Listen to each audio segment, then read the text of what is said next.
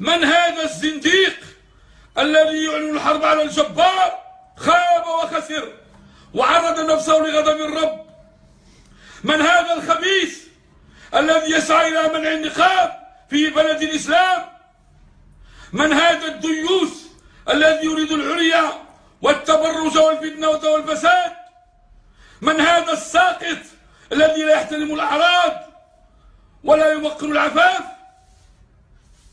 من هذا المجرم الذي يحارب الله ورسوله ودينه وشريعته؟ من هذا العميل الذي يخدم السياسات الفرنكفونية والغايات الماسونية لتجريد المرأة المسلمة من نقابها الساتر وعفتها الطاهرة؟ من عدو الله هذا الذي يفرض على الناس فرضا بغير حجة ولا بينة ألا يبيعوا للنساء المسلمات النقاب؟ لا طاعة لمخلوق في معصية الخالق. اللي هو بش على راسه واللي هو عامل على مخه. يا معشر المسلمين، الرب يغلب ولا يغلب ويقهر ولا يقهر. أين دينكم؟ أين عقيدتكم؟ أين توحيدكم؟ أين إيمانكم بالله؟ لا تمتثلوا لأوامر الزنادقة. قدموا الشكاوى بهؤلاء المجرمين، فهي تصرفات شاذة تخالف الشرع وتصادم النظام العام. أكثروا من التوقيعات الاحتجاج، كاتبوا المسؤولين في هذا البلد. لا تدعوا للزنادقة والملحدين مجالا للحرب على الله ورسوله. ماذا يريد هؤلاء المجرمون؟ ولمصلحة من يشعلون نيران الفتنة؟ وما الهدف من هذا الاستفزاز الملعون؟ ومن وراء هذه الخطط الماسونية؟ لماذا لم يقم هؤلاء المجرمون أبدا في وجه العري والتبرج ودور البغاء وأماكن الفساد والاعتداء على الصغيرات واغتصاب الفتيات؟ وهي الحانات العديدة مليئة بالزنا والفساد والسكر والعربدة وكل ألوان القمار وبيع الفتيات الصغيرات إلى سوق النخاسة القذر وسماسرة اليهود وزبناء فساق الخليج والزنادقة من كل حدب وصوب. لماذا لم يقوموا في وجوه المرتدين الذين سبوا الله ورسوله وطعنوا في دينه وقالوا في شريعة الغراء القول القبيح؟ فين هم هاد البشوات وهاد العمال؟ فين هم؟ فين كانوا؟ ولا الجوا كيجي فريجينسي الدولار واليورو الشيكات؟ خونة مجرمون. ما هذا يا معشر المجرمين؟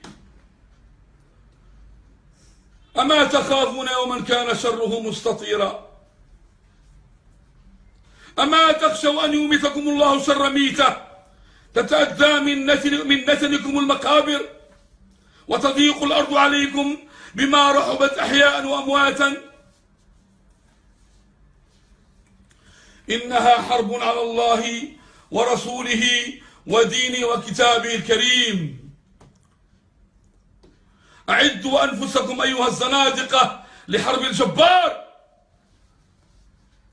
الحكم الشرعي لما سكت من هو أهل لأن يقوله سيقوله صغار الناس، سأقول وأنا من صغار طلبة العلم. من حارب النقاب فهو خاطئ عاص آثم، ومن حاربه مستحلا لهذا الفعل مستهزئا بحكم الشرع مشاقا لله ورسوله محاربا لدينه فهذا كافر بالله العظيم يبعث مع فرعون وهامان وقارون وأبي بن خلف. فاختر لنفسك أيها الزنديق الذي يطول الحرب على الجبار. والحكم الشرعي في من أمر بذلك لا يحل لمسلم أن يطيع مخلوقا في معصية الخالق، ولا يقدم على الله ورسوله أحدا كائنا من كان، ولا يلتفت إلى طاغوت أو مجرم يحارب الله ورسوله.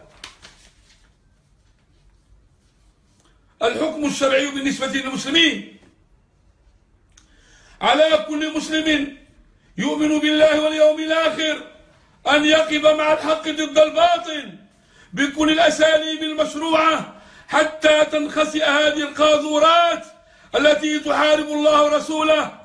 وإياك أيها المسلم أن تعرض عن مناصرة الحق وأن تساير تيار الدياثة، فحكمك حكمهم ومصيرك في الدنيا والآخرة مصيرهم.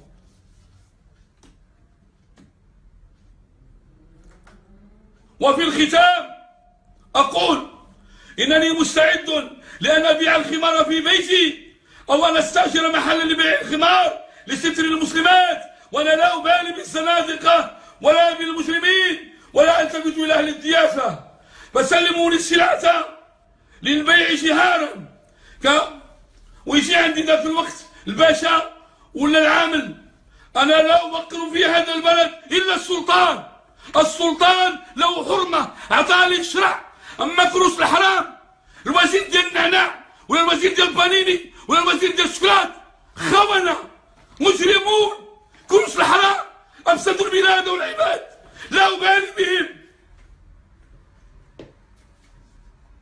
ويجيو عندي ذاك الوقت غنبيع علانية وما ربحت ريال لنشري الخير والحق. السلطان له حرمة، سمعنا وأطعنا، عطاني الشرع. هاد ولاد اليهود واللي مربين مع اليهود واللي بالماسونية واللي خارجين على البلاد لا حرمة لهم، عليهم لعنة الله والملائكة والناس أجمعين.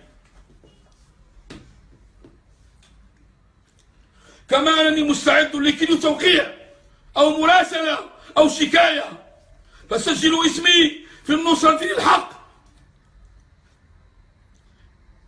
ولخدمة دين الله وللذب عن شريعة الله. لسنا خوارج ولسنا فتانين وماشي كنسعوا الفساد في الأرض، ولكن تجاوز الظالمون المدى. جاوز الظالمون المدى. قوارون بالحق غنبقاو نقول كلمة الحق ونشاو في السجون. أنا سجني خلوة وطردي سياحة وقتلي شهادة. سأقول الحق ولا أبالي بالله، ما نديرش الفتنة بزاف وبزاف وبزاف يا أعداء الله وأعداء رسوله. اللهم اكفنا شر هؤلاء المفسدين، اللهم عليك بهم، اللهم دمرهم، اللهم انتقم منهم. لا إله إلا أنت سبحانك إني كنت من الظالمين. وصلى اللهم وسلم وبارك على نبينا محمد وآله، والحمد لله رب العالمين.